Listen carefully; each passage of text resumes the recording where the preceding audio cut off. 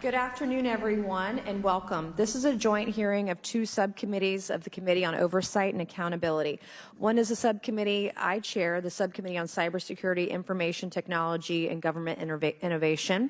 The other is the Subcommittee on Economic Growth, Energy Policy, and Regulatory Affairs, which is chaired by my esteemed colleague from Texas, Mr. Fallon. Since this is a joint hearing, we'll have opening statements from the chair and ranking member of both subcommittees. That's a total of 4 opening statements, so I'll attempt to keep mine brief. Cybersecurity has been a major focus of ours since I became the subcommittee chair. I'm concerned that we as a nation are not prepared for the increasingly sophisticated cyber attacks that will be fueled by AI.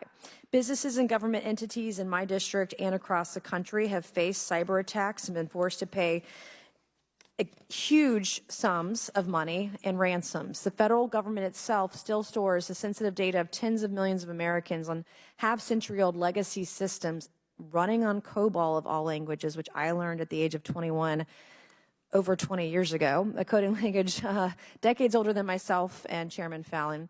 And we've got a shortage across the country of 700,000 cybersecurity professionals with job vacancies strewn across the public and private sector.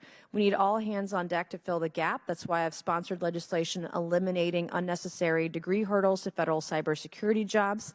The government can't be turning away people with much needed cyber skills just because they lack a 4-year degree. Cyber attacks come in different forms, but today we're focusing on ransomware attacks. These are intended to deny users access to files or entire computer systems. The perpetrators pledge to restore access if a ransom is paid and often charge an additional ransom for not disclosing sensitive stolen data. These sorts of attacks are nothing new. They've existed for decades, but back then they were unsophisticated and often unsuccessful in locking down systems. Amateur hackers were trying to squeeze small ransoms from individual users. The field has now matured and grown. That became clear in May of 2021 when the hackers, likely based in Russia or Eastern Europe, brought one of the major gas pipelines in this country to a standstill. The Colonial Pipeline went entirely offline briefly, causing the Federal Department of Transportation to declare an emergency in 17 states and here in D.C. in order to keep fuel supply lines open. In fact, when that hack happened was when we saw in the Southeast and in my home state of South Carolina, that's when gas prices really started to increase, and then they just never went back down. The problem shows no signs of going away. Malicious actors are constantly searching for areas of vulnerability. At the height of COVID, truly demented actors favored targets like hospitals and schools. Even the ransomware supply chain has expanded. Hackers now offer ransomware as a service to other criminal enterprises. The bottom line is that it's too easy today for malicious actors to do too much damage and make too much money with too few consequences. So we need to engage in this fight at all levels. Schools, hospitals, and businesses can't fight a battle alone against adversaries launching attacks from enemy nation states like Russia and China and elsewhere. It's going to take effective partnerships, including with federal law enforcement. And that includes figuring out how to better collect and share information about these attacks and the attackers. As we will hear today, the institutions victimized by ransomware have options, but all of them are bad. They either pay ransom or they are unable to restore their normal operations. Attackers threaten to release sensitive personal data that's been stolen. In the case of schools and hospitals, that includes school children's education records and patient medical records. We will hear today from representatives of a school and a hospital victimized by ransomware attacks. We'll also hear from a cybersecurity expert whose current work includes counseling companies that are targets and victims of these attacks. I hope this hearing today will help educate us on the problem and that it will serve as a step toward better addressing it. With that, I yield to the ranking member of this subcommittee, Mr. Connolly. Thank you, Madam Chairwoman. Thank you for having this hearing. Welcome to our witnesses. Though we're discussing the threats of ransomware, we can't ignore the much greater danger caused by a government shutdown. The Cybersecurity and Infrastructure Security Agency, for example, will be forced to furlough more than 80% of its workforce. As we say, we're concerned about cyber hacking and cyber threats. Without funding, our crucial federal cyber defenses will be reduced to a skeleton crew, and yet still hold responsibilities to respond to attacks on our networks and critical infrastructure. We can't allow this to happen when we already know of the innumerable malware attacks constantly threatening our economy, schools, public health, critical infrastructure, and national security. Ransomware is a burgeoning multi-billion-dollar criminal industry. In 2021, the estimated cost of ransomware damage globally hovered around $20 billion. This year, that number is $30 billion, a 50% increase in just 2 years. The United States is a major target. Between January and December of 2022, known ransomware attacks on public and private networks in the United States increased by 47%. More troubling, these tallies include only those incidents victims report. While the recent MGM Resorts International hack received considerable public attention, these kinds of ransomware attacks also target critical infrastructure. In 2021, for example, the United States government had to declare a regional emergency, as you noted, Madam Chairwoman, after the Colonial Pipeline was taken down, the largest fuel pipeline system in the country. That incident was just one frightening reminder of what's at stake. State and local governments are particularly vulnerable because they're responsible for storing much of our personally identifiable information, but they lack the cybersecurity resources and protections and funding as billion-dollar conglomerates. Criminals also do not discriminate between large metro areas and small towns. Communities of all sizes have been victims, including Dallas, Texas, Oakland, California, and Lowell, Massachusetts. A 2023 ransomware report from Sophos found that nearly 70% of the surveyed IT leaders in state and local governments reported ransomware attacks. Just as troubling, the report found that educational systems are the most likely to be targeted. I ask unanimous consent, Madam Chair, to insert this report into the hearing record. Without objection. I thank the Chair. I know this firsthand from when a ransomware attack in 2020 targeted the Fairfax County Public School System, the 10th largest school system in America, which I represent. Members of this committee are well aware of how the coronavirus pandemic abruptly revealed how ill-prepared many of our state and local governments were in delivering vital public services securely and remotely through their IT platforms. Criminals took advantage of that in unemployment systems, in direct checks payments to families, in small business loans, and on and on. That's why during my tenure as chairman of the Government Operations Subcommittee, which included this subcommittee, we held hearings on the outdated IT infrastructure and rising cyber attacks on state and local governments. The hearing examined the role of Congress and the federal government in accelerating IT modernization initiatives. In response to the hearing, we introduced House Companion to the Senate's State and Local Digital Service Act. This important legislation provided guidance and, critically, funding for state and local governments to form digital service teams focused on delivering fair, effective, and secure public services. I certainly hope this Congress will continue that work. Furthermore, we helped to champion the bipartisan infrastructure bill, providing more than $1 billion in vital investments to assist both public and private entities who fall victim to cyber attacks every year.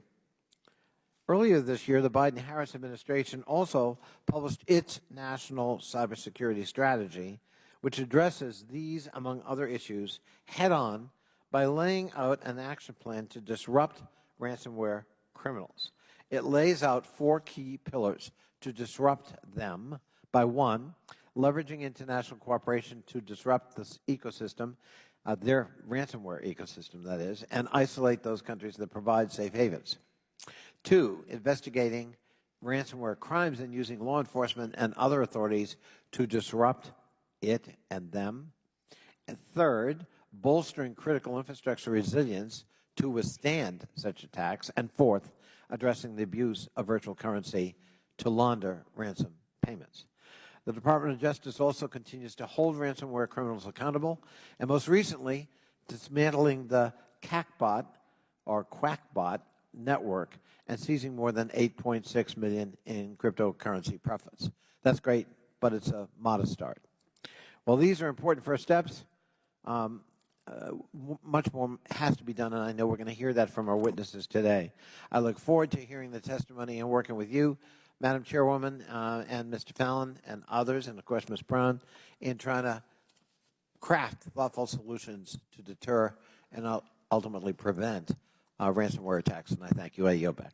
Thank you. I'll now recognize Chairman Fallon for the purpose of making your opening statement. Thank you, Chairwoman Mace, and I want to thank everybody for being here today as well. I'm grateful that the EER subcommittee and subcommittee on cybersecurity are teaming up to talk about a very important problem. America relies on technology, of course, every day. And when you rely on something, when it goes down, you become very vulnerable when it's gone. But it has a far-reaching consequences when it is jeopardized. While ransomware attacks are digital files and hold data hostage until ransom is paid, the true cost of cyber attacks go well beyond simply the money surrendered to perpetrators. Frozen systems wreak havoc on normal operating procedures of a company, a school, a hospital, and forcing reallocation of staff, lost revenue, and damaged reputations. And following an attack, institutions may have to completely re-outfit their entire IT infrastructure, very costly and scrambling to redirect funds earmarked for other investments, or more investments, say, in personnel, like and Mountain Dew. Mountain Dew could get in a cyber attack, and where would our colleague from Tennessee be? But you might be making investments in teachers and other personnel. I mean, it's the most valuable natural resource, but that's going to be preventing new hires and make you more efficient because you have to deal with this ransomware attacks. And Congress should be very concerned about these attacks and where they're originating from. The vast majority are coming from Russia, a country that clearly doesn't have our best interests at heart.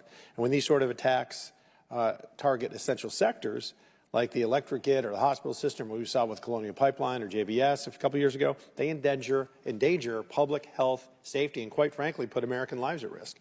And we saw that they can even have impacts that spiral well beyond the original attack into the larger economy, again with Colonial Pipeline, that reverberated, and it was very, very dangerous, very chilling.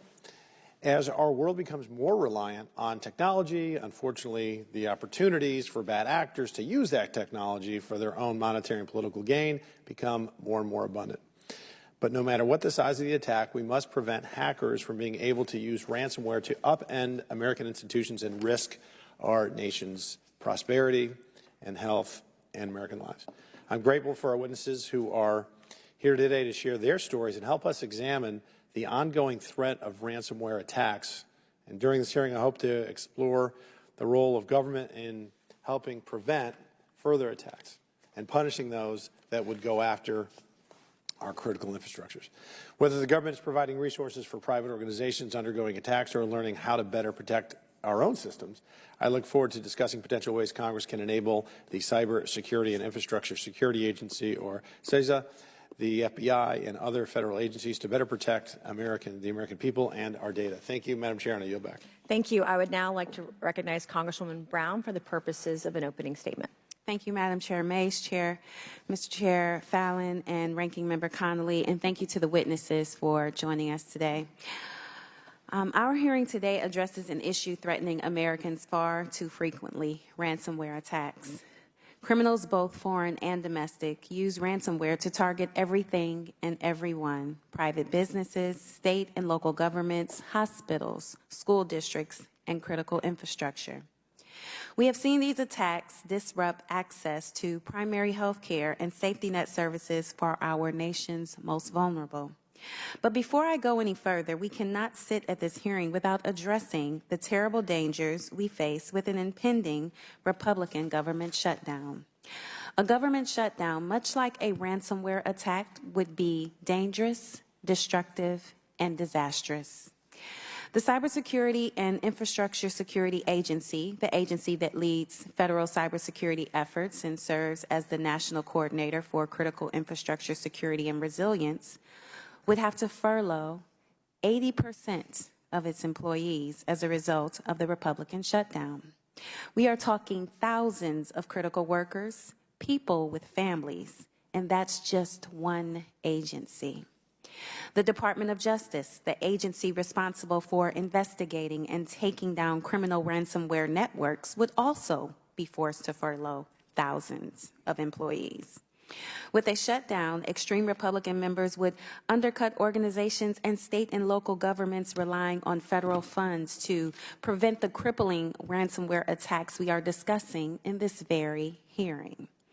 All over the country, ransomware attacks directly affect people's lives. Hospitals have to turn away patients. 911 call centers would have been unable to dispatch ambulances and fire trucks. Small businesses have to close down. In some instances, people have been unable to pay their water bills because a city website had been paralyzed by a hacker demanding ransom, and those late fees, they add up. In my home state, ransomware thieves targeted the Ohio unemployment system in July, preventing thousands of Ohioans from receiving benefits. And in March, the Lakeland Community College in Ohio, just next door to my district, was the victim of a cyber attack that compromised the personal data of nearly 3,000 individuals. Now, the Biden-Harris administration has made defending against these kinds of attacks a top priority. Thanks to the bipartisan infrastructure bill, the administration is currently providing $1 billion in cybersecurity grants to state, local, and territory governments to build the cyber capabilities they need. But on Sunday, at 12:01 a.m., these dollars are at risk of not making it out at all. It is just one more reason the MAGA shutdown is harmful to everyday people, our national security, and our standing in the world. And with that, Madam Chair, I yield back. Thank you. I'm pleased to introduce our witnesses for today's hearing. Our first witness is Mr. Grant Schneider, Senior Director of Cybersecurity Services at Venable. Our second witness is Dr. Lacey Gosh, Assistant Superintendent of Technology at Judson Independent School District. Our third witness is Dr. Stephen Leffler, President and Chief Operating Officer of the University of Vermont Medical Center. And our last witness today is Mr. Sam Rubin, Vice President and Global Head of Operations at Palo Alto Networks Unit 42. Welcome, everyone. We're pleased to have you this afternoon. Pursuant to Committee Rule 9G, the witnesses will please stand and raise their right hands. All right. Do you solemnly swear or affirm that the testimony you are about to give is the truth, the whole truth, and nothing but the truth, so help you God? Let the record show the witnesses all answered in the affirmative. Thank you. We appreciate all of you for being here today and look forward to your testimony. Let me remind the witnesses that we have read your written statements and they'll appear in full in the hearing record. Please limit your oral introductory statements to 5 minutes. As a reminder, please press the button on the microphone in front of you so that it is on and members can hear you. When you begin to speak, the light in front of you will turn green. After 4 minutes, the light will turn yellow. When the red light comes on, your 5 minutes has expired and we would ask you to please wrap it up. So I will first recognize Mr. Schneider to please begin your opening statement. Thank you very much.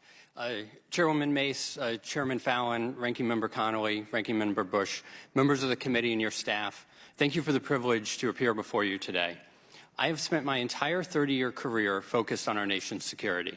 This includes over 20 years at the Defense Intelligence Agency, 7 of which I served as the Chief Information Officer, and 6 years at the Executive Office of the President, serving as a Senior Director for Cybersecurity Policy on the National Security Council staff, and most recently as the Federal Chief Information Security Officer. For the past 3 years, I've been a Senior Director of Cybersecurity Services at Venable, a law firm where I help our clients, both large and small, from all sectors, enhance their cybersecurity programs through the development and implementation of risk management strategies. Between my time in government and at Venable, I've supported numerous organizations with the preparation, response, and recovery from various cyber incidents, including ransomware attacks. Some of these include leading the response and recovery for a regional healthcare delivery organization that was the victim of ransomware, creating playbooks and decision matrices to help clients consider the actions they may need to take in the event of a significant incident, and working with law enforcement, CISA, and the intelligence community and other interagency partners on ways to disrupt malicious cyber actors. I want to thank the committees for taking up the important issues related to ransomware. As has been mentioned, ransomware is a form of cyber attack where a malicious actor typically steals sensitive information, encrypts a victim's files and systems, and then demands a payment, the ransom, in order to return services to operation. To be clear, ransomware is a means for malicious actors to make money. It is rarely about foreign policy or espionage objectives like those we see from nation-state actors. However, policy discussions are complicated by the fact that many ransomware actors are protected and sometimes endorsed and encouraged by the nations from which they operate. While malicious cyber activity and ransomware have been around for decades, several factors which have been mentioned have come together in recent years to expand the frequency, scale, and public awareness of ransomware events. Organizations today are dependent on technology to develop and deliver their services. This includes organization in education, healthcare delivery, financial services, energy, and every other critical infrastructure sector. These enhancements provide increased productivity, convenience, and broad delivery of services to customers. At the same time, more critical services and sensitive data have moved to an internet-accessible environment and are at risk. Concurrently, ransomware actors have increased access to malicious tools, anonymous payment systems, and safe havens from which to operate. Government organizations have published alerts and guides to help educate private organizations and individuals on defensive cybersecurity controls they can put in place. Some of these include implementing phishing-resistant multi-factor authentication to protect users' digital identity, a robust set of system backup and recovery tools and procedures, encryption of data at rest and in transit, and training for employees to recognize phishing emails and social engineering attempts. Policymakers cannot lose sight of the fact that ransomware has devastating operational, economic, and reputational impacts on its victim organizations. During a ransomware event, government organizations, including law enforcement, can provide a very limited amount of support. Victims are left with an unsavory set of options, having to choose between restoring services quickly by paying a ransom or working to reconstitute their systems and restore operations on their own. Often, paying a ransom can be the most time and cost-effective approach to getting an organization up and running again.